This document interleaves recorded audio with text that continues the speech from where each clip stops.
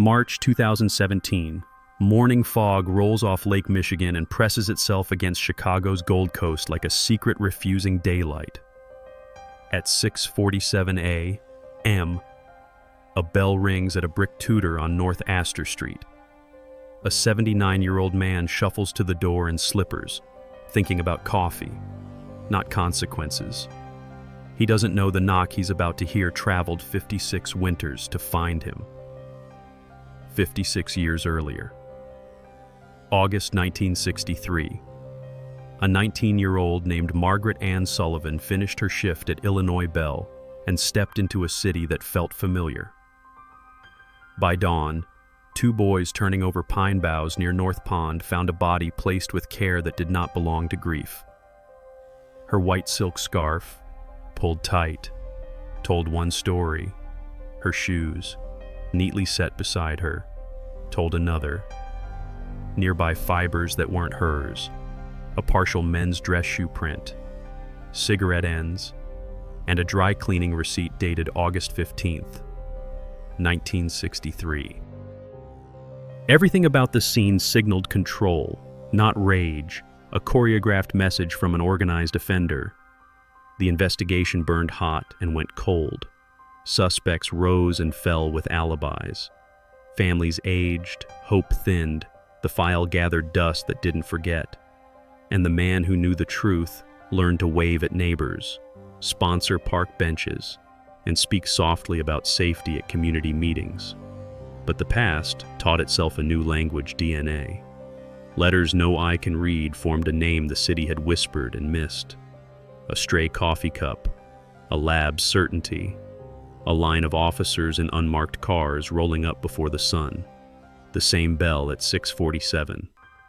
If you've watched cold case files, you know the electric quiet when science finally outruns evil. You there, watching this. How well do you really know a familiar face? This is how a winter breaks. At last. Stay with us.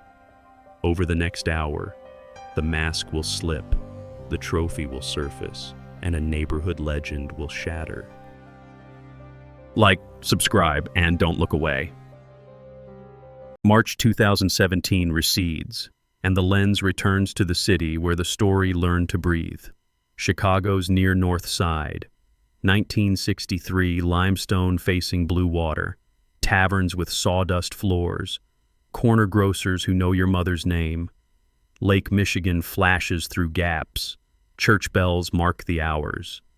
The neighborhood is both ambition and appetite. Bridgeport to the south is home base. There, Margaret Ann Sullivan learned the math of effort. Her father, Thomas, bent his back at the Union stockyards. Her mother, Catherine, brought home bakery dust and the fatigue of cleaning after other people's dinners. Margaret was the middle child, brothers Patrick and Michael already in uniform. Sisters Colleen and Bridget still tying neckties for school. She grew patience and a kindness that didn't ask for notice. Faith was habit. Sundays meant saint. Bridget church hard pews, clinging incense. A bell older than the block. She sang.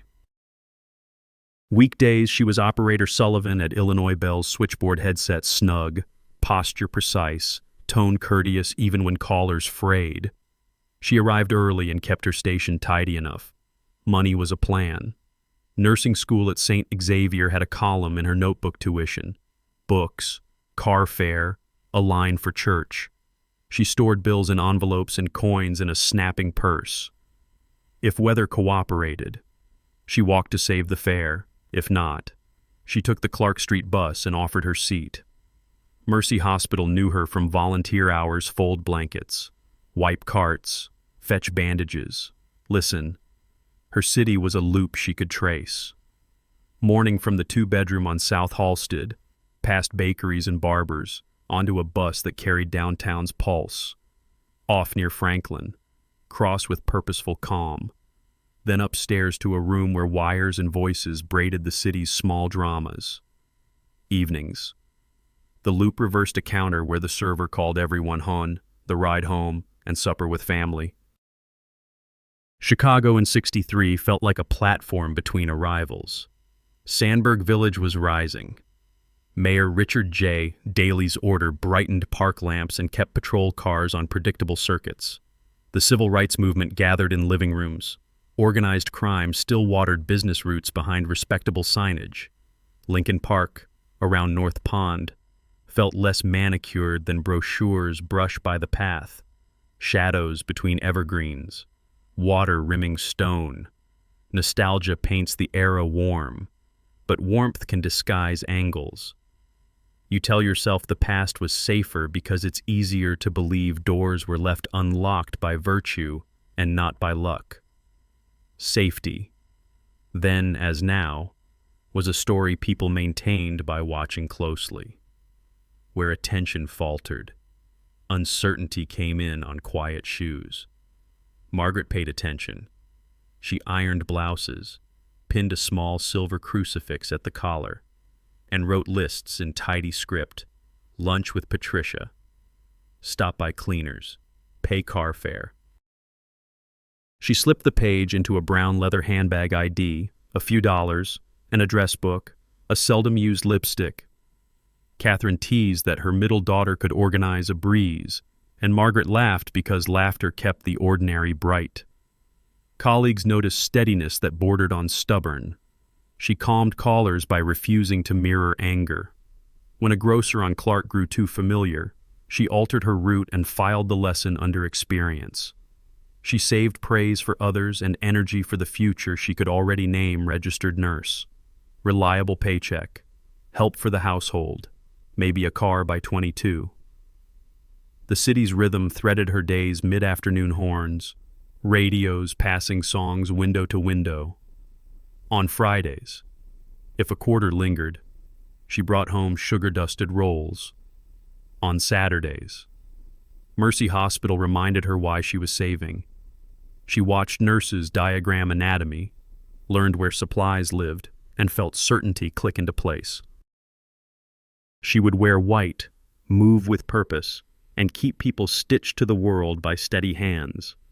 Bridgeport taught neighbor logic: bring a casserole when someone falls ill, show up without being asked, leave early to be on time. Dinner talk orbited work, church, and usefulness. From that orbit she distilled a simple ethic: show up, keep promises, do not make yourself the story. The near north side was the city's foyer lake light across limestone, shop windows, taxi doors snapping. Two worlds brushed shoulders. One wrote checks to charities and appeared in society pages. The other counted tips, learned bus timetables by touch, and measured success in rent that cleared and shoes that lasted. Margaret crossed the lobby between them with a quiet fluency that belonged to neither and served both. Every map is also a clock if you read it right, and her map kept excellent time. 7:15 a.m. Mass when the schedule allowed. 8:56 a.m. Clock in 4 minutes early. 12:30 p.m. Lunch at a counter with thick white mugs. Evenings, she held the apartment door for neighbors, traded jokes with her sisters, and reset the handbag for tomorrow. Routine wasn't boredom. It was scaffolding stability built one careful day at a time. It's tempting to soften the edges and declare the era gentle. Look closer. The same streets that ferried families to church also ferried men who mistook access for invitation. The same park that hosted picnics offered cover to anyone who studied its shadows. People like Margaret moved through these facts without the armor of cynicism, trusting pattern and community to do their part. Her dream did not depend on miracles. It depended on work. When the acceptance letter from St. Xavier arrived, she unfolded it until the creases memorized her hands. She showed it to Patricia over lunch, color rising to her cheeks. September, she said. And the words sounded like a door eased open. She tucked the letter back into the handbag because that is where she kept futures safe. The choir loft at St. Bridget taught public feeling weddings in satin light, funerals in raincoats, Sundays threaded with ordinary relief. She learned that bells do not distinguish between joy and sorrow. They simply ring.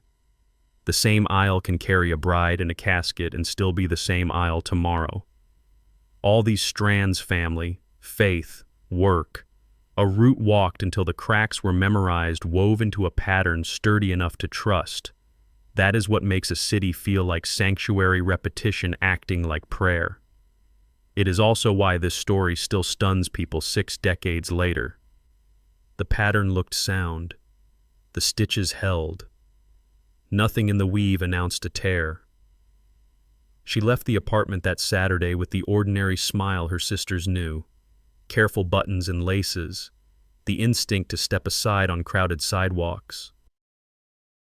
The bus carried her along Clark, released her near Franklin, and the day opened exactly as planned. On schedule, on mission, on the cusp of a life she had budgeted into existence. That Saturday began like any other until the timeline developed edges. The city's rhythm kept precise time until the hour it didn't. Saturday began with Mass. Steam rising from coats in the vestibule, Margaret's voice vanishing into the vault of St. Bridget and returning as bell metal in the rafters. She lit a candle, touched the warm glass, and walked home along a route that had never asked anything from her but attention and thrift. Breakfast. A quick tidy of the table. The brown handbag. The crucifix at her collar. The small armor of habit. And out the door again toward the day she believed she understood. At Illinois Bell. The switchboard room breathed in waves, plugs in, cords out.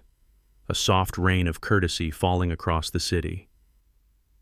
Margaret clocked in a few minutes before 9 and settled into the discipline of listening. Names became numbers, numbers became voices, and voices became small emergencies. A mother late for a ride, a foreman calling down parts, a doctor's office shuffling tomorrow. She sat where fray met order, shoulders steady, pencil straight, headset snug, a living conductor for other people's timing. Lunch at 12:30 offered 1 hour of relief. She and Patricia shared counter coffee and split a slice of pie. The acceptance letter from St. Xavier folded flat between the plates, as if paper could absorb the sweetness it promised. September, she said, almost to herself, and smiled at the sound. Back at the board. The afternoon resumed its measured pace until 3:15 p.m., when a call cut a new angle into the day. Supervisor Helen Graves watched Margaret's posture change, chin lowered. Smile stilled. Answers narrowed to brief syllables, as if the words themselves required distance. Whatever the caller wanted, it rearranged her calm and left no language behind. At 5:03 p.m., the time clock received its familiar imprint. She told colleague Susan Martinez she needed to meet someone quickly and that she would be home soon. The building exhaled the end of shift. The street inhaled evening. She carried the handbag that held the letter, a few dollars, coins in a purse that snapped cleanly, and an address book crowded with names that expected her to arrive when she said she would. At 5:40 p.m., a streetcar conductor, later identified as Leonard Foster, noticed a young woman matching Margaret's description at North Avenue in Sedgwick, speaking with a well-dressed man beside a dark blue Chevrolet Impala. The placement mattered because it set her between habit and improvisation. The man kept his hands off her, but the geometry of their stance suggested negotiation. Traffic made its own weather around them. A bus sighed. A streetlight stuttered awake. The moment dissolved into the city's flow. At home, dinner waited with the Gravity families reserved for weekends. 6:15 came and went. Colleen paced the kitchen. Bridget watched the window. Catherine's worry began with the smallest unit of time, a late plate, and widened with each minute not received. By 9:30 p.m., Thomas stood at the 18th District desk, filing a missing person report that felt less like paperwork and more like knocking on a locked door. Officers promised a patrol pass, a note to dispatch, and fresh eyes at First Light. First Light found 2 boys where mornings are often free. David Chen, 12, and Marcus Washington, 13, walked the margins of North Pond in Lincoln Park, hunting worms for fishing. The park, half tamed and half refusing, held shadows where the city wanted light to live. Their feet pressed the damp ground, their hands turned aside evergreen boughs, and there, 30 yards off the path, the story that had stayed private for one night made itself public. Officer Raymond Mitchell reached the location at 7:04 a.m., blue light snagging on branches. He secured the scene with tape and calm, began the quiet inventory of first impressions, and radioed homicide. Detective Lawrence Hammond arrived at 7:52 a.m., flattened a notepad against his palm, and did the work that begins with looking and ends with meaning. Margaret lay fully clothed, her own white silk scarf drawn tight at the neck. Beside her, not thrown but placed, stood both shoes, aligned at a tidy angle as if the floor still deserved respect. The ground answered in fragments. Beneath her fingernails, soil consistent with a struggle. In the soft earth nearby, the partial impression of a men's dress shoe size 10.5 angled toward the path. On her right sleeve, a faint smear that fluoresced where motor oil likes to hide its signature. 6 feet away, a mother-of-pearl button that matched none on her dress. In the grass, cigarette butts of the Pall Mall brand, filters bitten evenly, not chewed. Near a bush, a dry cleaning receipt dated August 15th from a shop on Wells Street. The crucifix at her throat remained fastened and bright. Technicians worked with the patience of people who know tools can disappoint but ritual will not. They photographed, cast, bagged, and labeled. A map overlay traced approach vectors and exit paths. A chalkboard sketch turned landmarks into coordinates. A camera macro turned fibers into landscapes. The body position read like a sentence diagrammed by someone who enjoyed grammar too much. Nothing was chaotic, nothing gratuitous. Everything announced arrangement. Staging is a vocabulary of power. Shoes placed neatly declare ownership over presentation, a final edit of the victim's dignity by the offender's hand. The silk scarf, chosen from her person and weaponized, implies proximity and intimacy without consent. The missing handbag suggests either trophy or convenience. The crucifix left in place suggests either haste in one register or calculation in another. Leave the emblem to reassure the narrative of innocence, even as the narrative of control is told elsewhere. Hammond's pencil slowed at the notes investigators have underlined for decades. Offenders who stage scenes often return in thought, sometimes in person, to the moment they curated. They prefer a set that looks like closure. They place, align, and exit as if stepping back from a framed photograph. He looked again at the shoes, the line of the scarf knot, the tidy angle of the body to the path, and wrote what the arrangement whispered into the stillness. Back at the 18th District, the timeline hardened around verified minutes, mass, work, the unsettling 3:15 call, the 5:03 clock out, the Impala at North and Sedgwick, the missed dinner, the report before midnight. The neighborhood relearned the terms of its vulnerability. Familiar streets can still be corridors. A park can be antechamber and theater. Ritual can be rehearsed by people who wish to break it. The file began as 14 boxes because too much is better than too little when memory is stingy. On a clean screen, the map wipes from church to office to park. Evidence macros climb into fibers and residues. Forensic overlays draw quiet lines between ledger entries and dirt under a nail. Behind the imagery, the logic remains simple. Someone planned, rehearsed, and executed. Someone wanted to decide what witnesses would see and how the city would remember it. Detective Hammond closed his notebook and spoke the line that would outlive the morning not passion planned. Detective Hammond began where the scene pointed in the neighborhood allowed, close to home, close to work, close to anyone with reason and reach. He laid 5 folders across a metal desk and told his team to treat each name like the answer until time and evidence said otherwise. As cold case files often shows, everyone looks plausible until the timeline snaps shut. Folder 1. Gerald Patrick Donnelly, 28. Patricia's older brother and a delivery man who lingered at Illinois Bell like a stray echo. Witnesses saw him chatting with Margaret in the weeks before the murder. Cheerful, persistent, uninvited. Patricia admitted he pressed for dinner. Margaret declined, then declined again. Motive could be rejection. Donnelly claimed an afternoon at Wrigley Field and an evening at Murphy's Tavern. The ticket stub set him at the ballpark. 12 patrons and a bartender fixed him at the bar from 600 p.m. to closing. The clock did him a favor that the story did not. He remained irritating, not incriminating. Folder 2. Vincent Anthony Calabrazzi, 34. The Clark Street grocer with a temper that traveled faster than his apologies. 3 old assault complaints painted a silhouette of volatility. Neighbors heard him arguing with a young woman on August 16th. Rumors tied him to low branches of organized crime.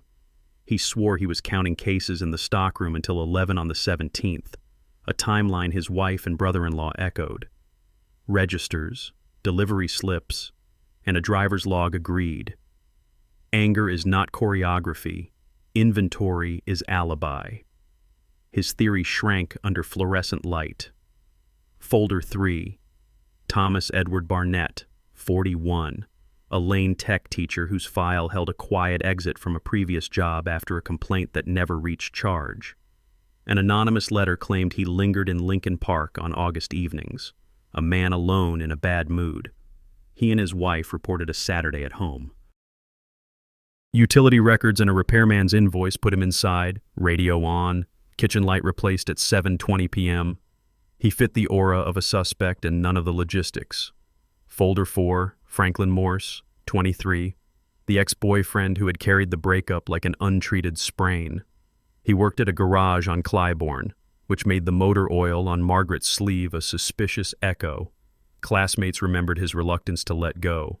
Samuel Greenbaum, his boss, produced time cards, a punch clock strip, and a parts ledger. Morse took a double shift, 3 p.m. to 11 p.m., with a supervisor present for a break bleed at 8:45. The shop phone log captured his voice taking a late call about a carburetor. Jealousy reads well. Time cards read better. Folder 5. Stanley Robert Wilson, 52. The Illinois Bell janitor who knew schedules, stairwells, and which women avoided which corridor. 2 operators had reported comments that lived between creepy and actionable. Wilson said he left at 500, caught a bus, and reached his sister's flat by 5:45. The sister remembered because her radio serial hit the theme when he walked in, and the roast needed turning at 6. His shoes were a 10. Margaret's partial impression read 10.5. He smoked Chesterfields. The butts at the scene were Pall Malls. Access is not authorship. The dry cleaning receipt 6 feet from the body seemed like a breadcrumb. Marshall's cleaners on Wells kept neat books. The number traced to a man who picked up shirts on the 15th and left town on the 17th. A motel register, a postcard, and a gas receipt drew a fence around his day. The slip was a noise artifact, a reminder that parks keep other people's stories too. It went from promising to instructive to exhausted in 48 hours. If this were your block, do you want the first answer or the true one shock hung over doorways like weather? Neighbors lean toward the grocer because temper looks like guilt, toward the janitor because access looks like certainty, toward the ex because symmetry flatters grief. False certainty is a local anesthetic. It numbs quickly and wears off in the middle of the night. Hammond's squad did the ordinary extraordinary, the kind of work that never looks like heroism until it is the only thing that works. They retraced Margaret's route in real time, letting streetlights come alive on schedule, testing whether the North and Sedgwick sighting could fold into an abduction without drawing a crowd. They timed the walk from curb to park, from park to concealment, from concealment back to a plausible exit. They canvassed taverns and diners, collecting receipts, tabs, and the thin filaments of memory that bartenders keep for strangers.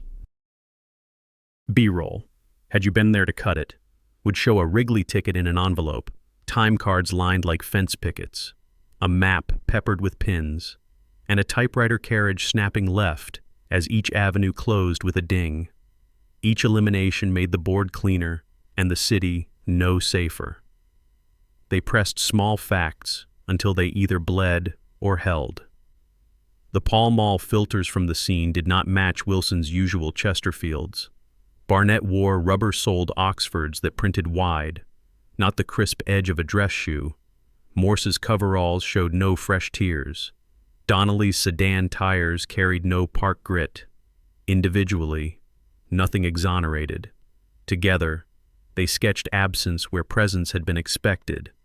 Donnelly's enthusiasm became annoyance, not violence. Calabresi's anger lived in noise and boasts, not in planning. Barnett's shadows were biographical, not logistical. Morse's pain was ordinary and supervised. Wilson's access was the kind that breeds suspicion and little else. The case didn't stall, it refined. What remained constant was the choreography of the scene itself, shoes aligned, scarf knot firm, body placed at a respectful angle, an author who edited his violence like prose. The receipt's dead end rewired the team's caution. They began treating every loose thread as a story that might belong to someone else. In parks and cities, coincidence is not kindness, it is clutter. Hammond kept the slip in the folder anyway. Not for what it revealed, but for what it taught. Do not confuse adjacency with connection. By the end of the week, the five-man circle had thinned to a pencil line around the evidence. None of them carried enough of the crime to be charged. Each had a piece and none had the picture. The board on the squad room wall looked less like chaos and more like a door that would not open. Hammond stood back, hands on hips, and let the neatness of the shoes make him angry. He closed the folders and turned off desk lamp. Outside, Chicago resumed its ordinary weather. Inside, the room kept the temperature of unsolved things. When science is a dull blade, even honest work won't cut through. When the typewriter fell silent and the folders closed, the city returned to its noise. The Sullivans did not. Detective Hammond's line, "not passion," planned hung in rooms where echoes never quite settle. It didn't name a man or promise an ending. It named a condition, and the family learned to live inside it. The phone still rang, the rent still came due, and dinner still needed salt. But every ordinary act now happened in a house redrawn around an empty chair. Endurance became a practice: show up, keep promises, and refuse to let the day forget. Catherine was 42 when her middle daughter didn't come home. She rebuilt the hours around absence, a morning rosary until the beads warmed in her palm. Mass when her knees allowed, then the cemetery rain, heat, or wind where she spoke in the soft voice mothers use when waking a child. She dusted the headstone like a dresser top, tucked a fresh flower into the narrow vase, and counted prayers that felt least like pleading and most like duty. Back home, she kept Margaret's room as the girl had left it, bed made tight, a folded sweater holding it square, nursing textbooks stacked in the order she planned to conquer them. Dust might settle elsewhere, not here. On the 1st of every month. Catherine wrote letters. At first to the 18th District, later to City Hall and the FBI. The phrasing repeated, "Please review. Please don't forget. Please tell us what we can do," because repetition itself became a kind of theology. She mailed the originals, kept the carbons, and filed every reply form notes. Polite regrets, and the rare promise to reevaluate. Over time, the binder grew heavy, its rings wearing grooves into the paper. She learned to carry weight without dropping anything else. Thomas handled grief like a man with tools he reached for work. He took double shifts at the stockyards, came home after dark, and found small repairs in every room: a hinge that did not squeak, a chair that did not wobble, a shelf that held a little truer. He measured fatherhood in wages transferred and steadiness performed, because words failed him at the threshold of that August day. Whenever he tried to speak of it, the sentence dissolved. He patched the silence with another chore. Grief didn't make him eloquent. It made him useful. Patrick came back from Germany and joined the Chicago Police Department. He never touched his sister's case. That boundary mattered. But he learned the building where the file lived, the basement chill, the upstairs coffee, the elevator that sighed like an old witness. On Margaret's birthday, and on every August 17th, he pulled her binders and read until the pages blurred. He kept a private calendar of questions and, in the margins, wrote the names of detectives who still took his calls. Proximity wasn't power, but it was presence, and presence kept the file breathing. Colleen had been 11 the night dinner cooled on plates. She grew into an advocate by doing the small things large systems forget. She brought chairs to waiting rooms, pens to interviews, and cookies to corridors where families waited to be heard. She learned the dialect of paperwork and translated it for the newly bereaved. This line means you matter. This signature makes you visible. Over years, she became a phone number people kept call Colleen when a mother shook too hard to hold a pen or a brother's anger needed a safer room. Bridget, 8 when the timeline broke, entered the Sisters of Mercy in her 20s. Vows didn't cancel anger. They gave it somewhere to kneel. She prayed for the unknown man in the park not to absolve him, but to keep bitterness from hollowing the vessel that carried it.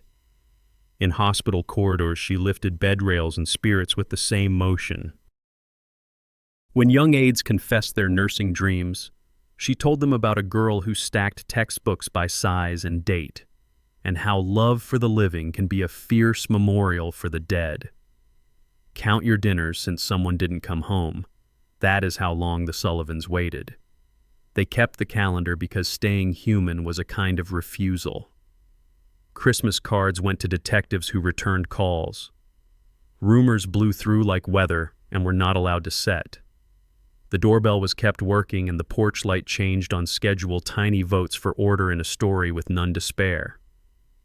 Each August, they met at Mount Olivet with roses and a rosary, then went for coffee and told a fresh story so Margaret could keep growing in memory instead of shrinking to a headline. Outside, Chicago molted and modernized. Buildings rose and fell. North Pond's rough edges were landscaped. Street lights brightened. Cameras appeared. Inside, the clock ticked at the same patient pace. The envelope system stayed in the second drawer. The acceptance letter remained in a folder. Catherine could not move. When Patrick finally retired after 3 decades, he placed a clean copy of the case summary beside the winter coats, a private archive in a house that had been won all along. Psychologists have a phrase for what the Sullivans practiced without naming meaning-making. Grief supplied the raw material. Purpose became the tool. Time, the workshop. Healing did not mean a painless day. It looked like bone, the ridge you can feel when the weather shifts, proof the body chose to knit around the break. They didn't become saints by suffering.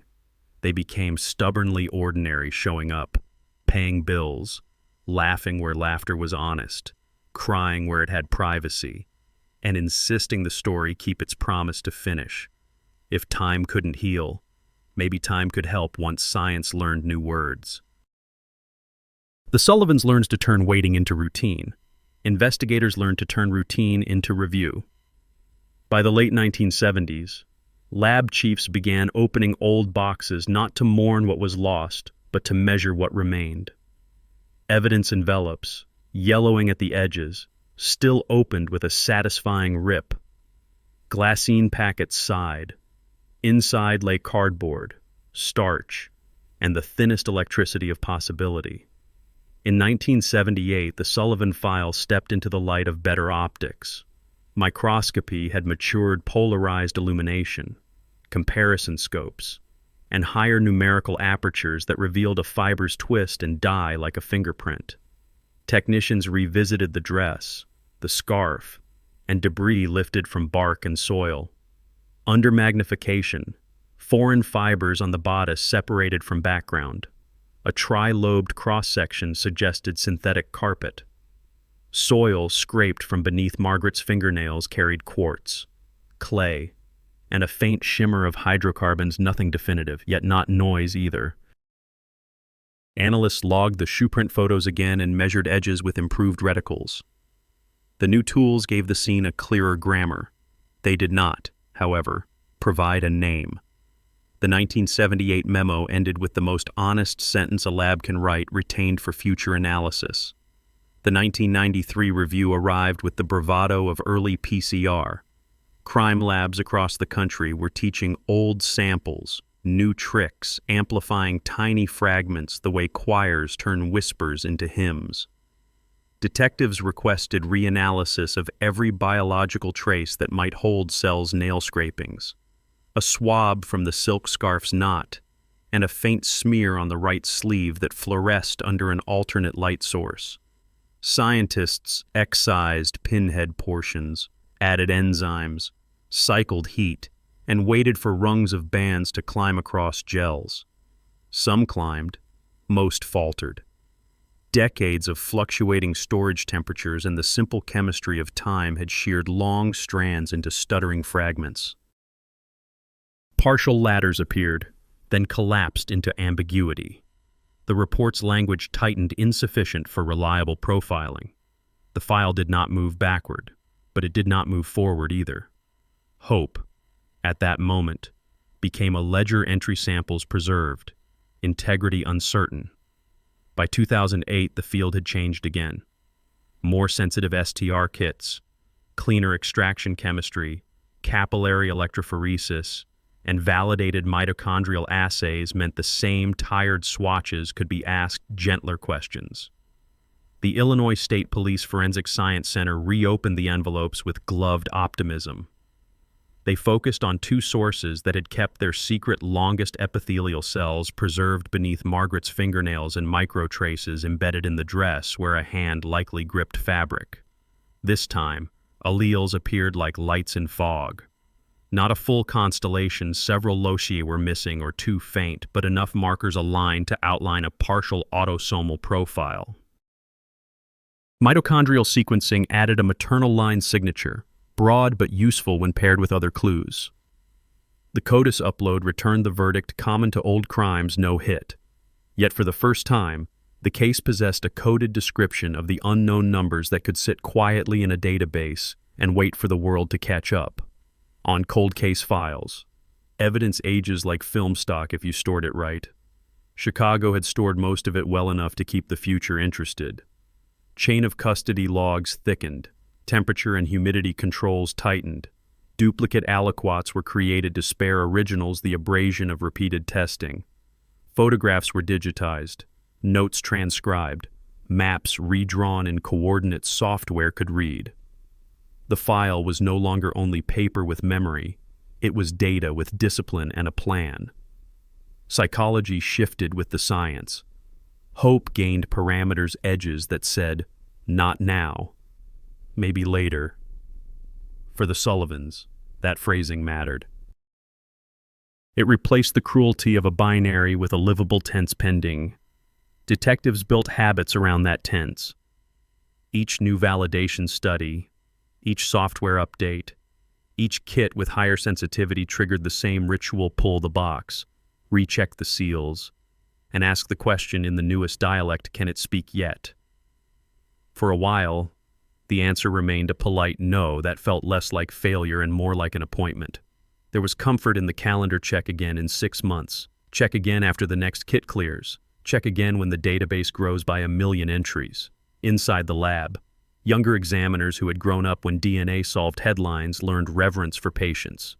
They studied the case's grammar-organized scene, staged shoes, the scarf chosen from her person, foreign fibers, the 10.5 print, the right sleeve smear that kept whispering oil, and understood why grammar matters between drafts. Naming would come later, structure came first. Supervisors drilled chain of custody as ritual. The way choirs rehearse rests as seriously as notes, because silence is where errors like to hide. Every reseal, every initial, every logged temperature was a promise to the future when answers exist. This evidence will still be fit to hear them. By the end of 2009, the file had acquired a patient posture. Nothing sensational, nothing cinematic, something steadier. A framework designed to outlast turnover and trend. If the next decade offered only one true advance, the case would be ready to receive it. At home, the family kept their liturgy: light the candle, keep the room, check the mailbox. In the margin of the newest lab report, someone wrote a sentence that would age well: we have enough to wait. Later arrived when detectives started reading family trees.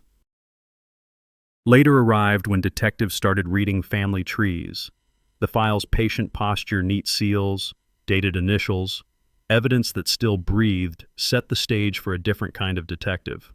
Detective Sarah Chen, 38, joined the cold case unit with a forensic science degree and the conviction that evidence learns new dialects if you give it time. She read the Sullivan binders end to end, pausing at the partial STR profile preserved since 2009 beside a mitochondrial line that had survived storage. It wasn't enough to name a man. It was enough to ask a new kind of question. You've seen trees grow suspects before, branches narrowing toward a single living name. But the work begins in the dark. Chen reached out to a lab adept at converting forensic fragments into the dense code used by recreational genealogy. Extraction was redone with gentler chemistry. Micrograms of DNA became hundreds of thousands of markers too faint for court, strong enough for kinship signals. The case stepped from fingerprints and boots into the arithmetic of inheritance. The upload to a public genealogy database did not conjure a villain. It returned people who had volunteered for family history, not criminal justice third cousins once removed in Nevada, a cluster of fourth cousins in Wisconsin, a smattering in Indiana sharing small, convincing segments. On a wall map, they looked like porch lights at dusk distant, orderly, suggestive. Genealogists did what they always do: when the present refuses to speak, they walked backward. Census pages, church ledgers, obituaries, draft cards, deeds, names tethered to dates until strangers became ancestors. Two clusters kept appearing in the branches, Midwestern and tight, their roots sinking into Illinois soil. From those ancestors, the team rebuilt forward. Every birth certificate added a branch. Every marriage pruned options. Every obituary closed a door or opened two. The unknown contributor had to be male, of European ancestry, born roughly 1938 to 1945 with ties to Chicago's near North Side in the early 60s. 12 living men survived the first pass. Geography eliminated 6 lifetimes in Arizona, Maine, Oregon. 2 were adolescents in 1963. Of the remaining 4, 3 left paper trails that made homicide that evening nearly impossible: a hospital admission, a military posting, a documented trip with receipts that built an iron fence around their hours. One name kept drifting back to center and holding: Robert James Mitchell. Born 1940. Residences clustered on the near North Side for decades. Assistant manager at a hardware store on Wells Street in the early 60s, later owner of a small empire of Mitchell hardware supply locations. Board seats on a park conservancy and a business association, philanthropy that bought him polite mentions in the paper. The genealogy did not say guilty. It said probable, proximate, and plausible in a way the others were not. On cold case files, the genealogy arc is rarely a lightning strike. It is a weather system that finally breaks. Chen treated Mitchell like weather: watch the pressure, log the changes, and wait for a clean sample to fall. Before any knock, she needed DNA no judge could call coerced. Real surveillance is patience, not glamour. Mitchell was a reliable morning at a Michigan Avenue cafe, the kind of customer who knew baristas by name and tipped without looking. On a gray weekday, he finished a latte, read a sports page, and left the cup on the table. An evidence technician retrieved it with fresh gloves, packaged and sealed it, and signed the chain with a steady pen. In the lab, analysts coaxed a profile from the rim and straw, then set the new code beside the partial one that had slept for a decade. Alleles lined up locus by locus, with the delicate click of a key finding an old lock. Not all positions spoke. The past rarely returns everything it owes, but the overlap was enough for probability to step forward. Statistical software weighed the match against population data and lab noise, stripping coincidence from comfort. The result arrived by phone and PDF, a match to the crime scene profile at greater than 99.9% certainty. Chen read the report in afternoon light that turned blinds into barcodes. The page was not dramatic. It was careful. Her notes were verbs without adjectives. Confirm residence, recheck chain, draft affidavit, notify ASA. Television favors speeches. Real work prefers lists. Psychologists have a name for what long undetected offenders cultivate: grandiose immunity. It is not only confidence, it is a private creed in which rules apply to others, and time masquerades as absolution. If the door has not knocked by now, the mind decides. It never will. A polished life hardens into armor. Committees, youth league photos, winter coats donated by the dozen each becomes a stitch in a costume that feels like skin. The longer the performance, the harder it is to imagine a backstage. The short list that had briefly contained a dozen men narrowed to the width of a doorbell. Chen wrote the affidavit like a carpenter squares a frame measure, check plumb, and only then drive nails. She placed Mitchell on Wells Street within walking distance of Illinois Bell and Marshall's Cleaners in 1963. She noted proximity to Lincoln Park's North Pond and the way a hardware man would understand rope, knots, gloves, solvents, and how to keep a surface from telling tales. She included the coffee cup chain of custody, the partial profile history, and the math a jury could remember. B-roll, if memory could film its own logic, would render the database as a night sky pulling toward one star, then dissolve into leaves and branches that converge on a circled name.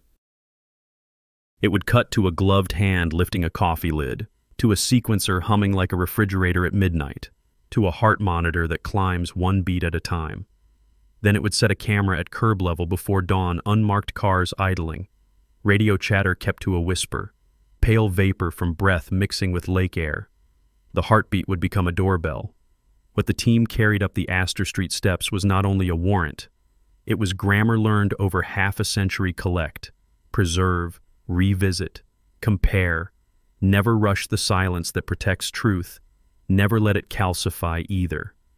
Every reseal, every initial, every temperature log had been a syllable preparing the sentence they were about to speak.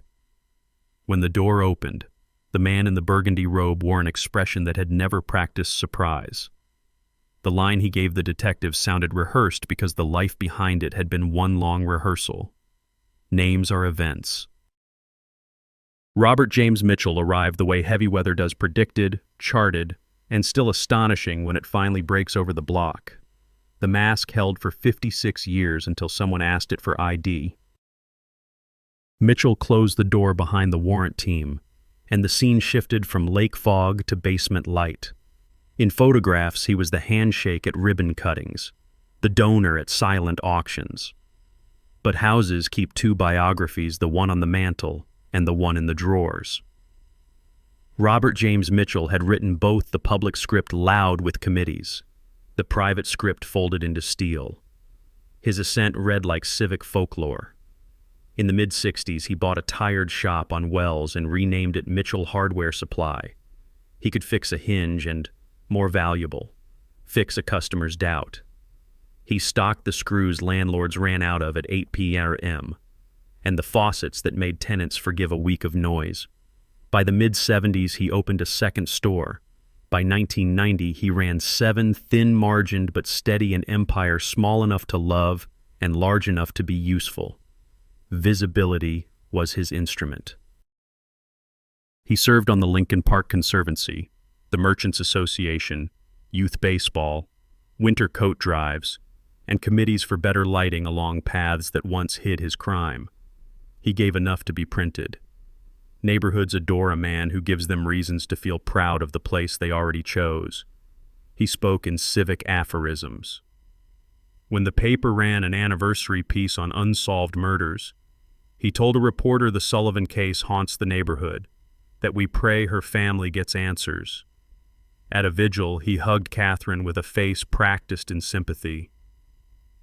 Years later, when Patrick took a burglary report at the Wells Street location, Mitchell poured coffee and offered a chair. That is how masks behave when worn long enough they stop feeling like costumes and start feeling like skin. Upstairs, the rooms were a museum of respectability graduation frames, a wedding portrait, a signed ball behind glass.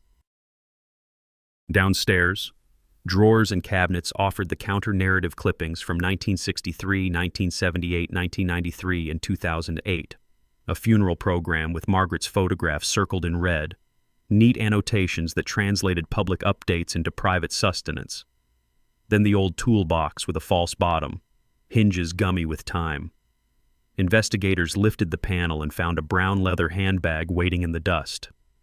They photographed before they breathed. The strap's creases remembered a shoulder. The clasp still snapped. A small sound in a room suddenly crowded by years. Inside an Illinois Bell ID, $14 in soft bills, a small address book, a lipstick hardly used. A bag does not confess, it persists. Yet in the grammar of organized offenders, keeping it for 56 years says more than any sentence a mouth refused to form. Trophies are not souvenirs, they are instruments. They allow rehearsal of control, a private replay tuned to the offender's appetite. A trophy becomes a portable stage. Set it out, arrange it just so, and the scene reanimates under the same hand that curated it. For some, the object is proof. For others, a charm against exposure, a talisman that whispers, you got away with it, and you will keep getting away with it. Mitchell's choice, a handbag that held her day, her plans. Her name revealed both urges at once, proof and charm fused into ritual. How many handshakes were tests employees swore by him? An alderman praised his reliability. Parents thanked him for coaching summers that now felt retroactively sinister. People replayed their memories as if switching film stock scenes once colored with trust, now washed in grayscale. Betrayal often arrives not as a new fact, but as a new light on old furniture. Philanthropy, in this psychology, is not repentance. It is mask maintenance. Public generosity purchases private quiet. Banquet stages let the offender measure his charisma against a room's need for heroes. Plaques and photos do what trophies do. Only outdoors they repeat the story he once reflected back. The more a community loves its benefactor, the larger the discount it gives his anomalies. Brusque here, aloof there, particular about schedules, traits that read as efficiency until the context changes. Proximity was not accident, it was theater seating. He lived within walking distance of the pond that kept his secret and the church that kept the family praying. He crossed their paths, grocery lines, parish doors, sidewalks after snow, collecting glances the way some people collect stamps. To the psychopath, proximity to grief is not risk, it is nourishment. It is audience. It is a private standing ovation delivered in the gaze of people who do not know why they are clapping. The search mapped the domestic museum. The filing cabinet surrendered more programs and clippings. Careful marginalia quantified sorrow with dates and page numbers. Detectives read the notes as one reads any long con, not for flamboyance but for patience. A murderer had curated a life so consistent that even those who know consistency can be a tactic still bought the product. That is the power of a perfect mask. It trains the room to defend it. Down the block, cameras gathered because cameras collect certainty. Employees offered statements as carefully as they once stocked shelves. Neighbors said the sentence neighborhoods always do. He was so kind and learned the hardest lesson cataloged in 100 cases. Kindness can be choreography. The city cycled through disbelief, denial, anger, and then the quieter emotion that follows inventory. People made lists of where they had seen him, what he had said, which child he had praised, which cause he sponsored, searching for a pattern they had missed. Inside the evidence room, the handbag waited in a new box. Dust still claimed the toolbox, and the photograph of dust became its own witness particles layered over years, not days, the slow arithmetic of time proving what a mouth would not. Jurors remember three things: a number, a picture, an object. The lab would supply the number, the camera had the picture, and the object lay in silence, doing what truth often does best. Silence, for once, served the truth, and everyone finally listened. Mitchell's public biography did not erase the private one. It embalmed it. Each honor fossilized a day the past refused to move.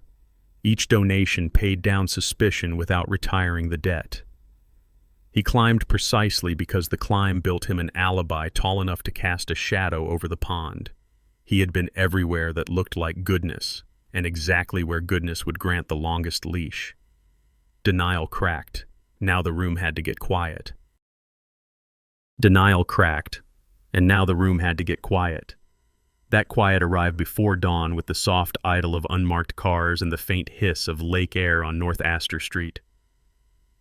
At 6:47 a.m., detectives climbed the steps with a warrant and a grammar rehearsed for years. Knock, identify, wait. The door opened on a man in a burgundy robe who had practiced not being surprised. "Mr. Mitchell," Detective Sarah Chen said, level as a rule. "We need you to come with us regarding the 1963 murder of Margaret Sullivan." His first sentence, "Took you long enough," landed not like bravado but like habit.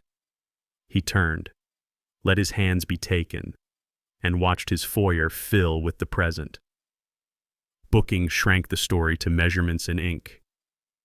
At the 18th District, the same building where a father filed a missing person report 56 years earlier, the present narrowed to fingerprints, a camera flash, and a property envelope that clicked shut. Mitchell invoked counsel. The choreography of due process resumed, steady and indifferent. Outside, morning shows cut to live shots of Wells Street and Astor Street, the city blinking at a name it had trusted for decades. Betrayal moved like weather. It passed through everyone, not just those who knew him. Prosecutors advanced with the tempo juries respect: clean lines, sturdy planks. Discovery flowed. Motions argued chain and seizure, and the defense previewed a thesis: contact is not killing. DNA can travel, enemies can plant. September brought trial. Voir dire took its time. Could jurors accept that a partial can still be powerful? Could they weigh a public life against private evidence? Could they hear numbers without drowning in them? 12 answers made a promise, and alternates waited with notebooks ready.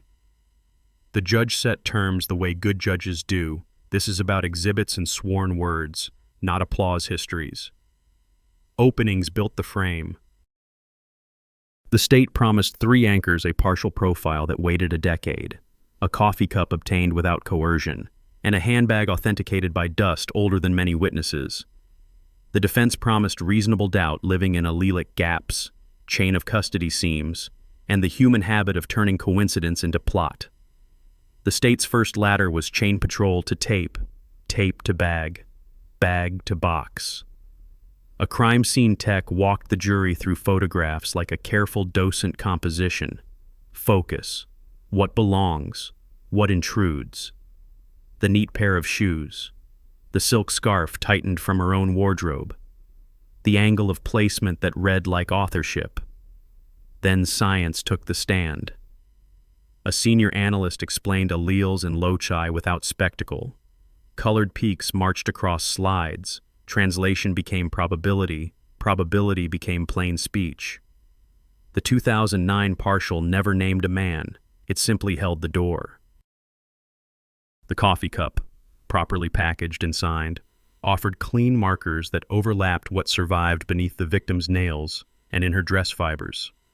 Software did arithmetic people cannot do in their heads. The number landed a match at greater than 99.9%, the kind of probability that crushes doubt without bragging. The defense countered with diagrams and doubts. Could contamination explain overlap? What about population substructure? How precise is any lab's map of the human genome's noise? The analyst stayed in the sober middle. DNA answers who, not how. You cannot timestamp a cell. But independent samples that converge across multiple loci are probative even when partial. The court heard reliability as something humbly built, not loudly claimed. Dust followed DNA. A forensic microscopist treated the toolbox as a witness with a perfect memory. Photographs showed stratified particles along hinge margins, a slow snowfall of years fall. Deep corners yielded particulates consistent with long, undisturbed storage. New openings bury old layers. Planted objects disturb that calendar. Here the calendar was intact. Jurors did not need jargon. They needed the picture of time behaving as physics says it must. The handbag remained under glass, near enough to alter breathing. Inside were the small architectures of a life in Illinois Bell ID, $14 folded in the logic of 19, an address book of inked promises, a lipstick that had practiced adulthood twice. Objects do not argue. They cohere. For 56 years, that bag cohered to the same man's private world. Context arrived without canonizing or condemning. A Conservancy colleague described Mitchell's zeal for brighter paths and heavier patrols near North Pond. A reporter read a quote he supplied on the 40th anniversary, soft words about memory and safety. A retired officer, Patrick, recounted taking a burglary report at the hardware store, accepting a coffee from the defendant, and going back to a precinct that held his sister's file. He testified to routine, not revelation, and the routine was chilling enough. The defense answered with sincerity. A former employee swore Mitchell dismissed crude talk and paid for surgeries when insurance failed. Character witnesses praised quiet generosity. A footwear specialist questioned whether a partial print can be sized with confidence. A statistician proposed a theoretical cousin whose untested profile could overlap by chance. The points were not foolish. They were simply smaller than the structure that contained them. All the while, the defendant practiced stillness. Stillness is a kind of acting that looks like virtue if you've never seen it used. No head shakes, no smirks, hands folded, pen parallel to pad, eyes forward for photographs, down for the handbag. He looked like a man who had rehearsed being watched. As Cold Case Files reminds us, juries remember two things: the math and the memento. The state's closing hit that line once and let silence agree. Counsel stitched the grammar the case had taught for half a century: collect, preserve, revisit, compare, plan, stage, keep, and then, for decades, perform respectability so flawlessly that neighbors defend your mask. The defense asked jurors to honor uncertainty, to recall that probability is not certainty, that you can be near without being the cause. Deliberations took 7 hours, long enough to test loyalties, short enough to suggest agreement. The jurors asked for the DNA overlays, the chain logs for the cup, and the photographs of dust along the hinge. They asked to see the handbag image once more and did not ask to touch it. Some things should never be handled again. The verdict returned the room to breathlessness. Guilty of first-degree murder. Catherine's sound was a prayer and a sob braided into one syllable. Colleen folded her hands and let a long breath teach her body a new posture. Patrick closed his eyes and finally allowed the darkness to be just darkness, not a place to search. Sentencing unfolded with the steadiness grief respects. Victim impact statements arrived like letters delivered late but in time. Colleen mapped the architecture sorrow forced them to build rituals that held the roof when seasons turned without news. Patrick spoke of basements and birthdays, of the quiet he learned to carry so he would not break other people's attention. Bridget, in her habit, asked the court for a precise word: mercy, not for the man who staged pain, but for the living who must go on with less weight. The judge addressed the defendant last. She inventoried the staging first at the scene, then in life. He hugged a mother he had broken. He funded lights near a pond he had darkened. He learned to let people praise him for guarding the very community he had once wounded. Deception, this patient, is its own kind of cruelty, she said. Not to perform outrage, but to record it. Natural life, no parole. The gavel sounded like an object doing exactly what it was made to do. Outside, microphones chased synonyms. Employees balanced sorrow, anger, and the exhaustion that follows betrayal. Neighbors undertook the civic labor of reshelving memory. This belongs here now, not there. That street feels different. Those lights mean something new. The bench by North Pond received visitors who sat without speaking. People do not always come to celebrate justice. Sometimes they come to verify that silence finally benefits the right person. In the days after sentencing, the cold case unit held a debrief, not to congratulate, but to document. What worked, what misled, which preservations mattered. The youngest detectives learned that patience is not passive. Each reseal was a verb. Each temperature log a vote. The science was ready when the moment arrived because custodians believed the moment would arrive. For the family, the calendar loosened its grip. Anniversaries did not stop hurting, but they shed their duty to an absence. The scholarship in Margaret's name filled with essays heavy on first-generation grit. Somewhere, a nurse in white pressed a palm to a stranger's shoulder and unknowingly completed a sentence begun in 1963. The defendant went to Stateville with a number and a schedule. Prison is not poetry, it is a regimen, a geometry of steel and time. The door closing behind him did not sound like closure. It sounded like a boundary that would finally hold. The city reclaimed a quieter quiet, one that belonged to the living. Beneath headlines, the psychology remained simple. A community performed a person it wanted. The person used that performance as armor. Evidence and persistence cracked the lacquer. Verdicts do not repair everything. They repair the story, and repaired stories let people sleep. When a door closes at Stateville, other doors open for the living, for the Sullivans. Rest did not mean forgetting, it meant remembering without bracing, speaking her name without flinching in every room. Denial gave way to documentation. After the verdict, the cold case unit did what working offices do when the cameras leave. They wrote down the steps that mattered. Evidence preservation was no longer a backstage chore. It became the headline of how the city would remember its duty.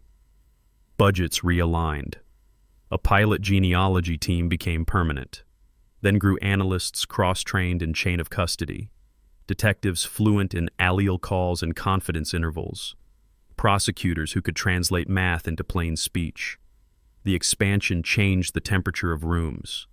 Boxes once considered archival rediscovered their futures. Dryers were replaced with low temperature, humidity-controlled cabinets.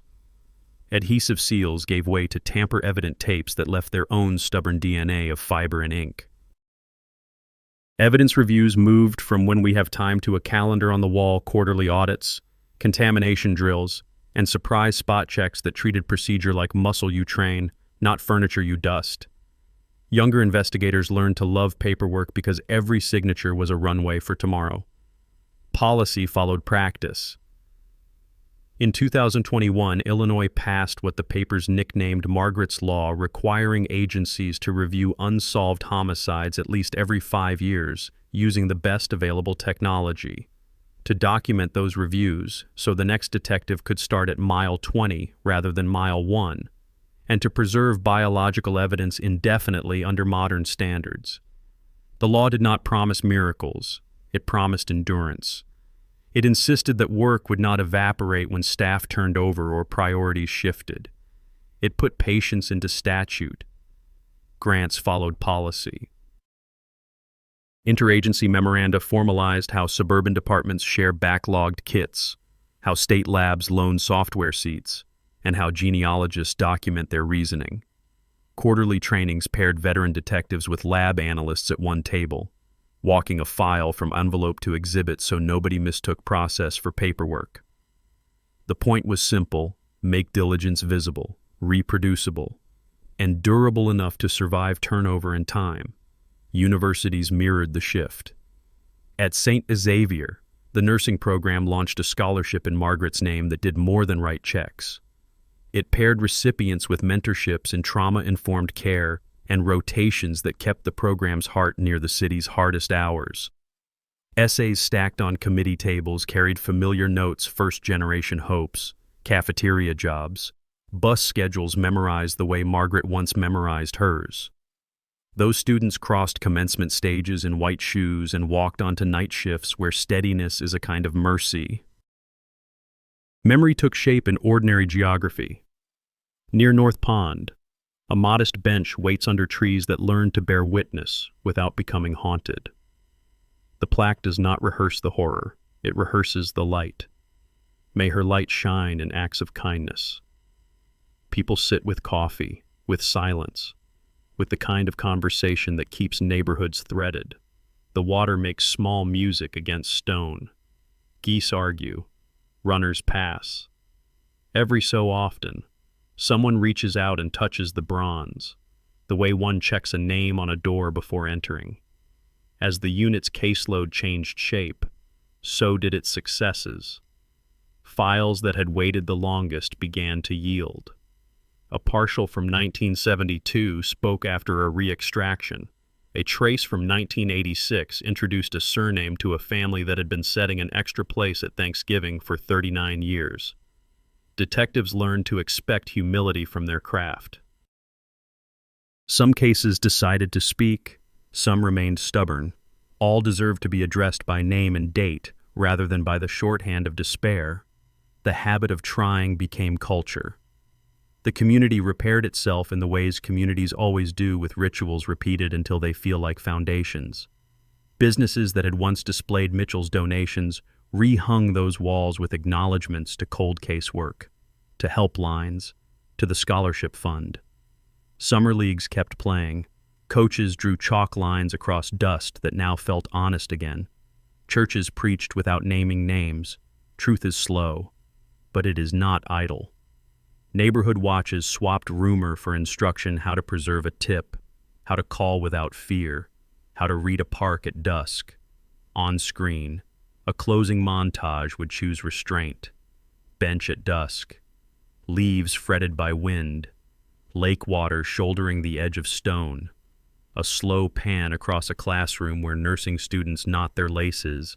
A lab light blinking to ready. Strings that refuse melodrama and settle for resolve. What Cold Case Files has taught for decades: evidence doesn't expire, only chances do. A city can hoard chances, or it can spend them wisely and often, on families who show up even when they have every reason to stay home. The Sullivan case did not resolve because one person was brilliant. It resolved because many people were faithful to processes that are easy to mock until they become the single bridge you need to cross. Now the camera returns to you. Maybe you've been watching from a living room that feels invulnerable, or from a night shift in a hospital where the hall light is a covenant against chaos. You think you would have seen the mask. You think you would have heard the lie sit wrong in the mouth. How many handshakes in your life were tests? How many neighbors earned trust because trust was what you had to give? So here is the invitation this channel keeps making. Stay with us. Subscribe if you want to walk the long road where patience becomes justice. Share this episode with someone who believes science should outlive swagger. Then tell us in the comments which detail wouldn't let you go: the neatly placed shoes, the coffee cup that finally spoke, or the handbag that waited half a century for a room ready to listen, and why it stayed with you. Your answer is part of the record now. Another small act of witness that keeps light on the path for the next family waiting at the edge of a long night.